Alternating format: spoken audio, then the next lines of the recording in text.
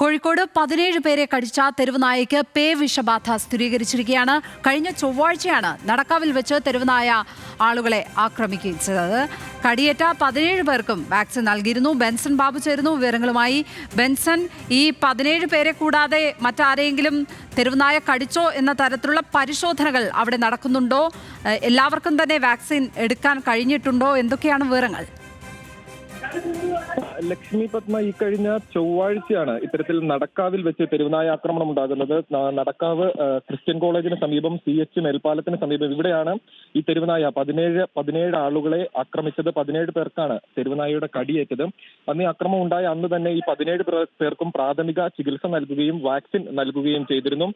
പിന്നീട് ഈ തെരുവുനായയെ CH മേൽപ്പാലത്തിന് സമീപത്ത് വെച്ച് പിടികൂടുകയും ABC സെന്ററിലേക്ക് മാറ്റുകയും അവിടെ നിന്ന് കണ്ണൂരിലേക്ക് മാറ്റുകയും ചെയ്തിരുന്നു. കണ്ണൂരിൽ വെച്ച് നടത്തിയ പരിശോധനയിലാണ് ഈ തെരുവുനായ്ക്ക് പേവിഷബാധയുണ്ട് എന്ന് അല്പസമയം മുമ്പ് സ്ഥിരീകരിച്ചത്.